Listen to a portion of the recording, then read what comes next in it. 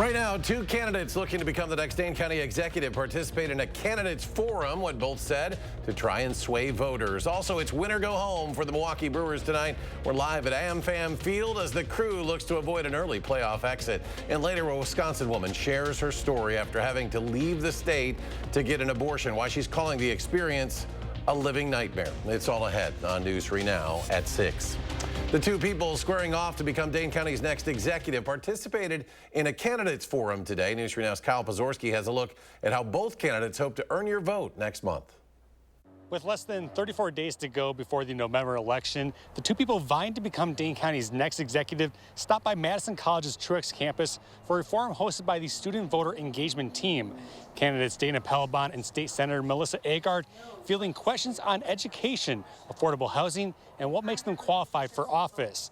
Pelabon, whose resume includes that as Director of Housing and Operations at Porchlight, says she understands the need for affordable housing through decades of experience as an executive. We were able to get people into affordable housing that couldn't, because even if you can afford the housing, if you don't make 3 times the amount of rent, you don't have good credit, and you don't have references, you cannot obtain housing. And it doesn't matter how many units that I build. Senator Agard saying she believes her experience in the state Senate can translate well to the county level through connections she's made during her time in the legislature, a common point she worked to make. And honored to have the support of the majority of the county board and local elected officials across Dane County. Through those relationships that are already existing, I know that we're going to be able to lift one another up and address the concerns that most affect you. Terry Bell of Civic Media was one of 2 moderators. We asked him afterwards how he feels an event like this gets students involved in the civic process. I think it helps give them a much better idea, gets them, engaged and excited about, what getting involved in a democracy is all about. A little more than 20 people, a mix of students and community members, attended the forum. The hosting group says the forum-style event was a first for the college. In Madison's Truex neighborhood, Kyle Pazorski, News 3 Now. Kyle, thank you. In the 4-person August primary, Agard won 57% of the vote. Pelabon secured a little more than 17%. A brand new poll of Wisconsin voters from Marquette's Law School is out, showing little to no movement among the major races on the ballot. In the race for the White House, Vice President Kamala Harris maintaining a lead over former President Donald Trump, 52 to 48% among registered and also likely voters. It's exactly what we saw in the last poll. The margin of error there, plus or minus 4.4% for both categories. Now, looking at the Senate race, incumbent Senator Democrat Tammy Baldwin also holds her lead over Republican challenger Eric Hovde, 53 to 46%. Those polled listed the economy as their most important issue, followed by immigration and abortion. And Vice President Harris will be back in Wisconsin this week. She'll make a campaign stop in the Fox Valley tomorrow. The Democratic Party of Wisconsin's website says the event will take place between 3 and 6 p.m. The exact location is unknown. Her rally in Madison back on September 20th marked the last time she came to the state. Also, former President Trump is coming back to Wisconsin this weekend. Trump is expected to speak at the Dodge County Airport at 2 on Sunday. Doors for the event will open at 10 in the morning. We have a link to ticketing information on our website, channel3000.com. This will be Trump's 4th campaign stop in the Badger State in the span of about a week. Well, the Milwaukee Brewers are less than a half hour away now from Game 2 of their wild card series against the New York Mets. Now, New York won yesterday's game. That means Milwaukee has to win tonight, also tomorrow, if they want to advance in the next round of the playoffs. News 3 Now's Jalen Banks is live at American Family Field as we get closer to that first pitch. Jalen, what's the mood been like there? Eric, when it comes to the postseasons, you have the NFL postseason and the playoffs. You have the NCAA tournament for basketball. But there's just something a little bit different when it comes to October playoff basketball. The leaves are changing, the air's a little bit more crisp, and the Brewers fans are that much more excited. Now, being here throughout the evening, you can just feel it in the air, similar to what Phil Collins would sing about. But fans, they're excited. You can feel a slight bit of tension because, as you just mentioned, the Brewers lost Game 1, but they're out here, they're in full swing. As you can see, I'm going to have us pan the camera real quick. You can see all these fans filing in for Game 2 tonight. Yeah, let's go Brewers. Got all these fans filing in. Now, I will say this, typically tailgate starts 2 hours or so before the game starts, but they opened it up early this evening because so many fans are filing in for tonight's game. But hoping to see the Brewers get it done this evening. I will say there's a fair bit of Mets fans rolling in, but that's okay. The Brew Crew is showing out, and hopefully the players are going to show out this evening. But for now, reporting at American Family Field, Jalen Banks, News 3 Now. All right, got to get that W. Thank you, Jalen. Temperatures warming back up a bit. Let's check your first warning forecast. Here's Chief Meteorologist Alex Harrington out on the weather patio. Alex? Beautiful out on the patio, Eric. A beautiful evening to be outdoors. Take the dog for a walk, maybe do some grilling. It's a gorgeous evening out there, and I'm out on a patio that's pretty out there. Let's take a look at some of the patio pictures that were sent to us today. You could still do it too. All you got to do is just get your phone out and scan that QR code. Thanks, Cheryl Lynn, for sending us this stunning patio photo, a view out over a lake here in southern Wisconsin. What a nice evening to be out on the lake with gorgeous temperatures, again, across all of southern Wisconsin. We've got 68 in Madison to prove that. It's dry warmth out there today. 68 degrees, that's a couple degrees above our normal high temperature. South wind at 14, gusting at times today, puts just a little bit of a chill in the air. But overall, beautiful evening expected as we see our temperatures planning the rest of the night. When you join us again at 10 o'clock, right around 60 degrees. Normal lows this time of year are in the low to mid 40s. We aren't going to be anywhere close to that, at least not here in Madison, Wisconsin, River Valley, low-lying areas. You might sneak the upper 40s. Otherwise, I'm going for a low of 50 degrees here in Madison tonight. Coming up, though, in Maine weather, we're going to be tracking just how warm the mercury is going to get, what day is going to be warmest, and can we track any raindrops at all over the course of the next 10 days. Alex, thank you. We are talking about abortion policy in the state of Wisconsin and how this affects women with late-term pregnancy complications. Our Meryl Hubbard has the story of a woman named Gracie Ladd. A living nightmare is what Gracie Ladd calls her experience having to travel across state lines to get an abortion. This is her story. We found out we were pregnant with our second child, found out he was a boy. In January of 2024, Gracie had just hit the halfway mark, 20 weeks into her pregnancy. We were going to our anatomy scan. In Wisconsin, 20 weeks is the cutoff for anything abortion related. Which obviously was not on our radar. He was very much wanted. We were excited to have two boys. We picked his name, Connor, and about halfway through the scan, they pulled us into a separate room where our doctor was. And before she even kind of went over results, she said, "I'm so sorry. It looks like your baby is going to be incompatible with life." Her baby had polycystic kidney syndrome, which could have put Gracie's health at risk. He wouldn't make it to full term. That's when the world started spinning for Gracie, having to decide that terminating the pregnancy was the safest option for her health and future fertility. Then she realized it was too late to get the abortion care she needed in Wisconsin. Would I possibly be prosecuted? And nobody knew the answer to that. Ever since Roe v. Wade was overturned in 2022, expecting mothers in Wisconsin have had to tiptoe around abortion care. And Ladd says even healthcare providers were hesitant. Their answer was basically hospitals don't offer abortion procedures because they don't want to be affiliated with the word abortion right now in Wisconsin. She says it was frustrating that because of the politics of it all, she had to rush to Chicago to get an abortion. Just kind of going through all of the emotions of learning that you'll never hold your child and then having to travel and meet a whole team the day that your son essentially stops living. It was traumatic. Gracie is now pregnant again with a healthy girl, but the past weighs on her, especially during her doctor visits. It's because it was very hard to hear that everything was good for this one, and you can't help but think, why couldn't it have been that way for Connor? If you want to learn more about the fallout from Roe v. Wade overturning, you can visit channel3000.com. Meryl, thank you. And still to come on News 3 Now at 6, the Department of Education begins testing a new version of a critical financial aid form, plus helping those struggling with mental health, what One Health Center is offering and how you can reach them.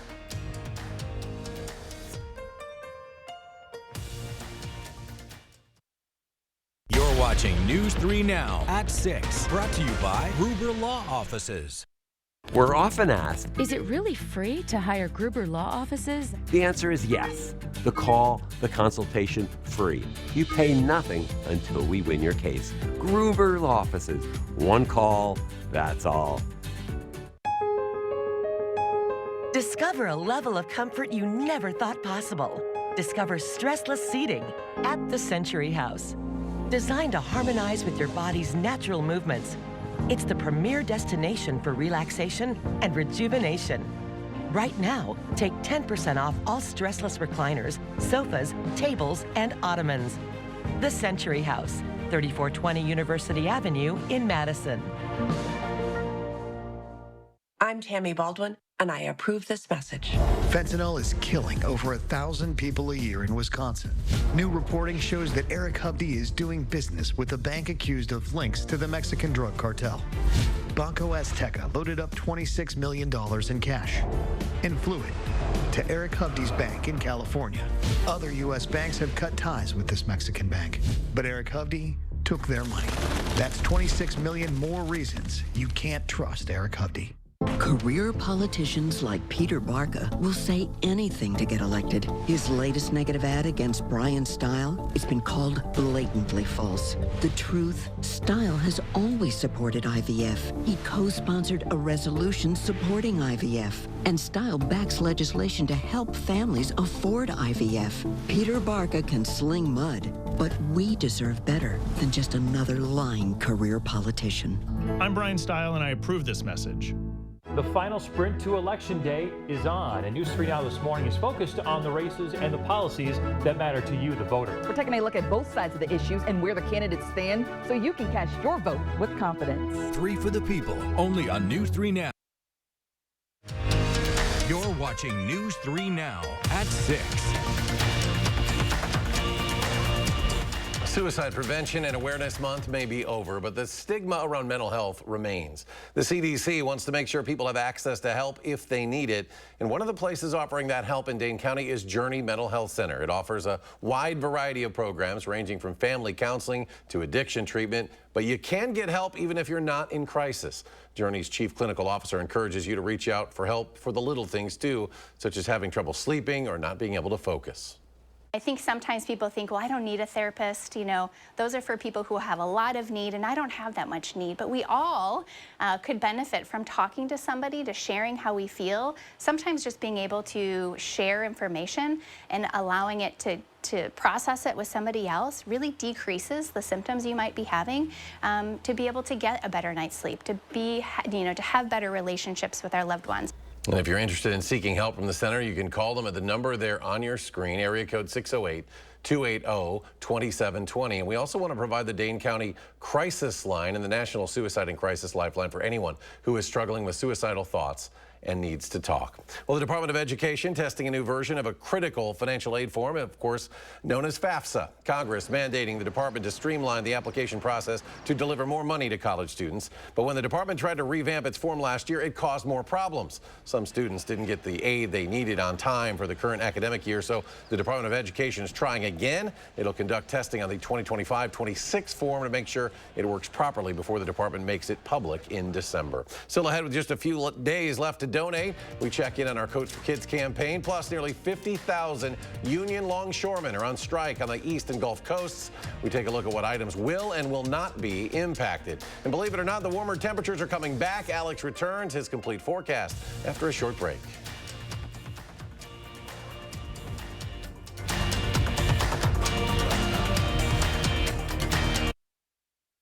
They've been rocking audiences for decades. It's Foghat. Performing live November 30th at Ho-Chunk Gaming, Wisconsin Dells. I just want to make with special guest, The Empty Pockets. Tickets are on sale now through Ticketmaster. Legendary rock band Foghat.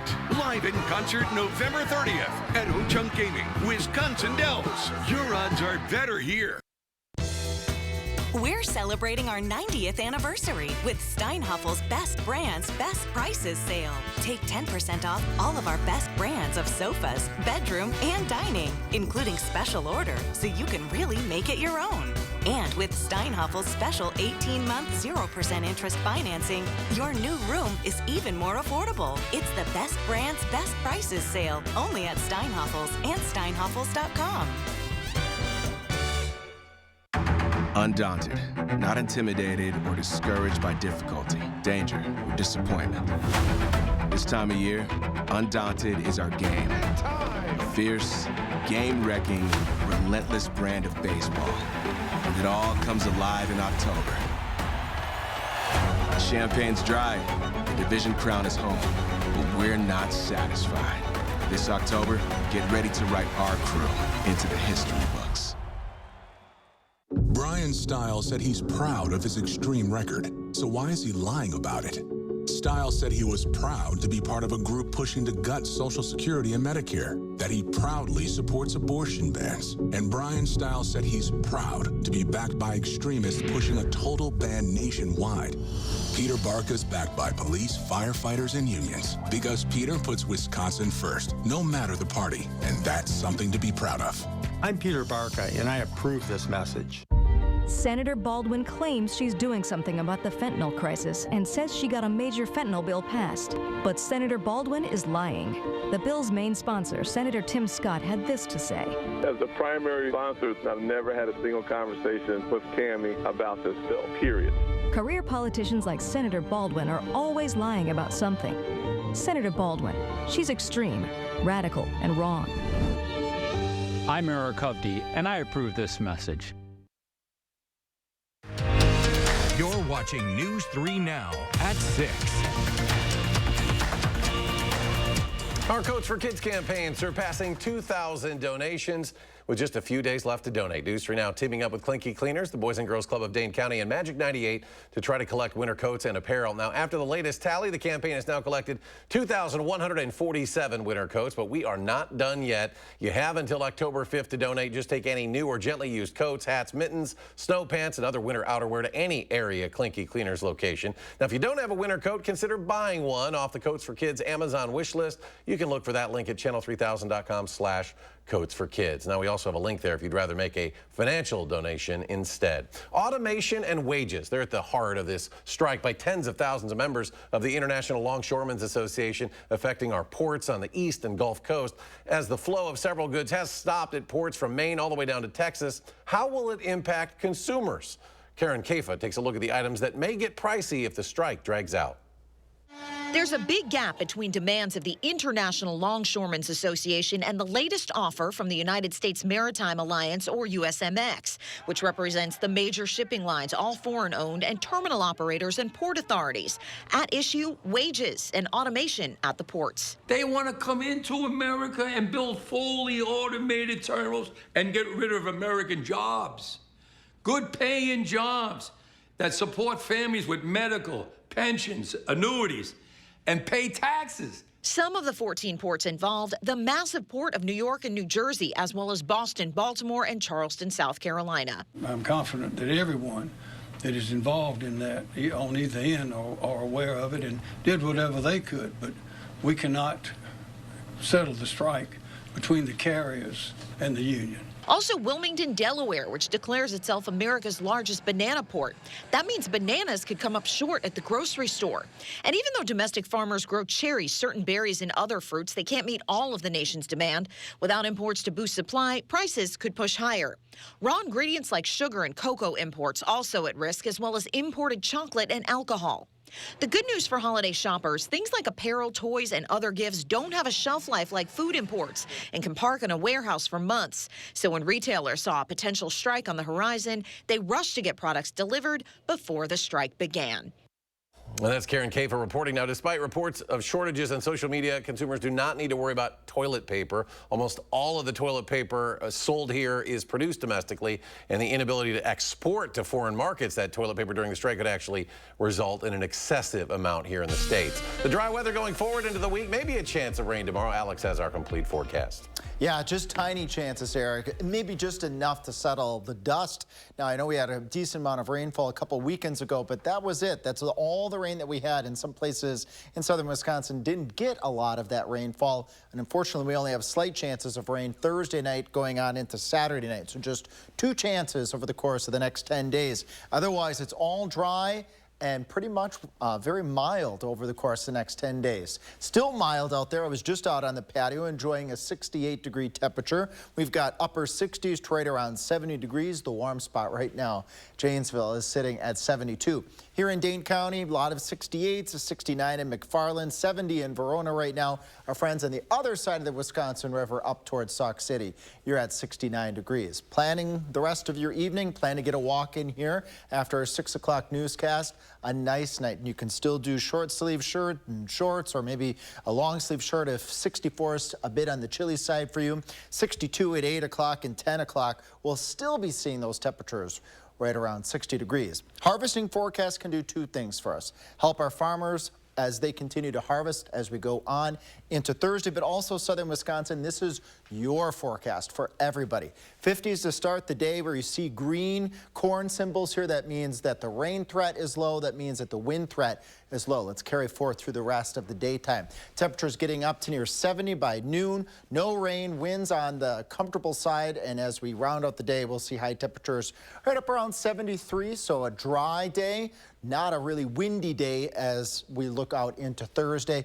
Those winds will be coming back here, not Thursday night, but as we head to the weekend. Here's that little front coming through Thursday night. Maybe a shower or two.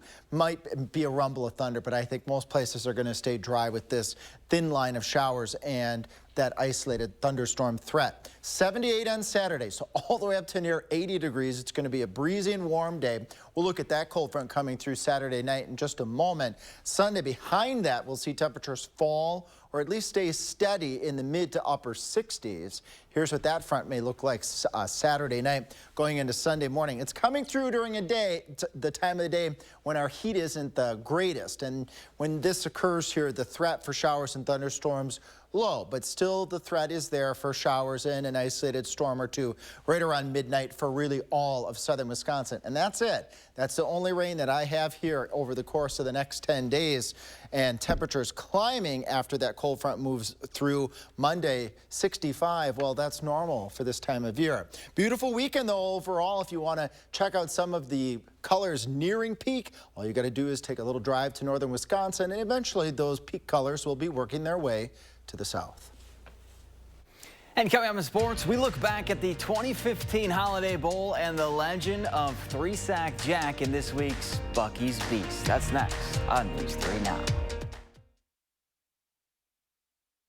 News 3 Now First Warn Weather is brought to you by Lazy Boy Home Furnishings and Decor. Discover a shopping and design experience as comfortable as the furniture. Lazy Boy Home Furnishings and Decor. Schedule your free design consultation today.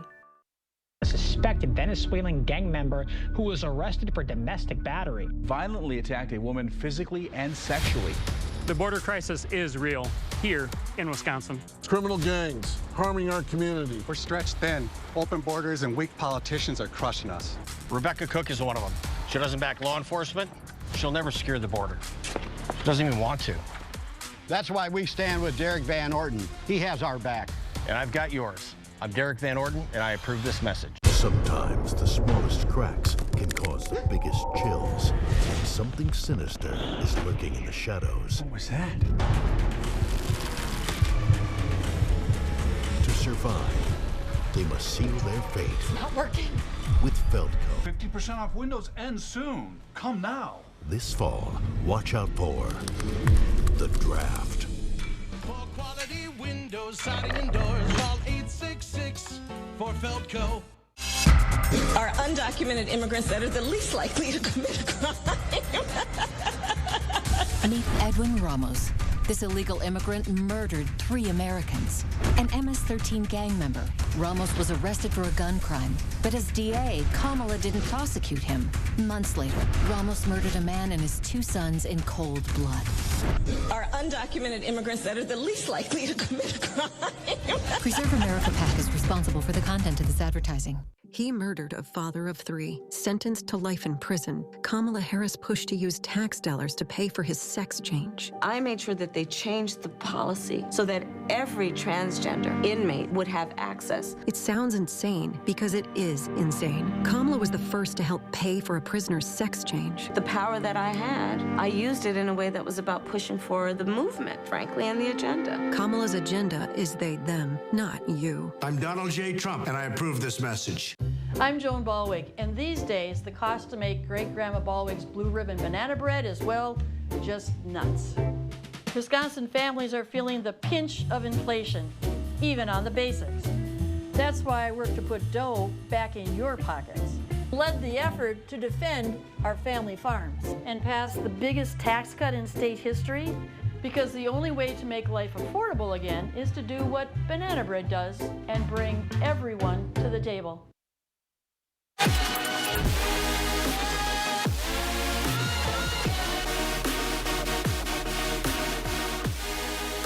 It's Big Ten time for the Badgers. And this group is heading to the bright lights of LA to take on USC. Yeah, that USC, the former team of Tackett Curtis and CJ Williams. See Coach Riley's face when we put it on. That's going to be awesome. Now let's take a trip back to the 2015 Holiday Bowl. Wisconsin taking on USC. Cody Kessler was the Trojans' quarterback. I don't remember him, but he will never forget Jack Sitchie. 48 missed the first half because of a targeting call, but when he came out for the third quarter, he took that game by storm. First down, Sitchie busts through the line and throws him down like a little rag doll. Second down, and they decide not to block him. Bad decision, and he goes all Brock Lesnar on Kessler.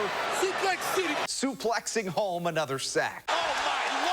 Third down is when he hit legendary status. Sitchie, unblockable at this point, looking like a cowboy wrangling a steer at a rodeo. Yeah. 3 plays, 3 sacks. 3 sacks, back to back to back. Hello, 3-sack Jack. And for that performance, Jack Sitchie, you are our Beast of the Week.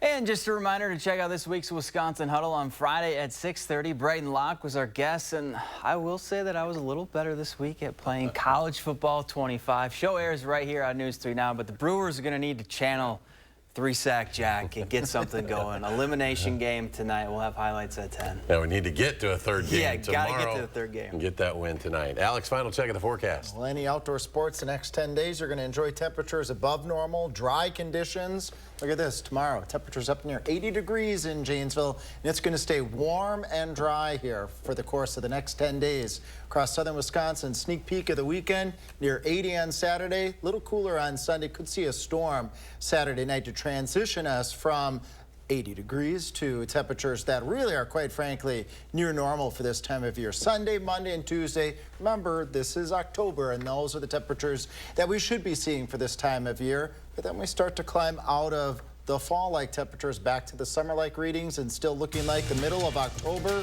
Extremely warm and quite dry. Probably cool, though, tonight in Milwaukee. And close the roof, Close right? the roof, yeah. I would think so. It was a little chilly this morning. It was. All right, thanks for joining us, folks. Have a great evening. We'll be back here tonight for News 3 Now at 10.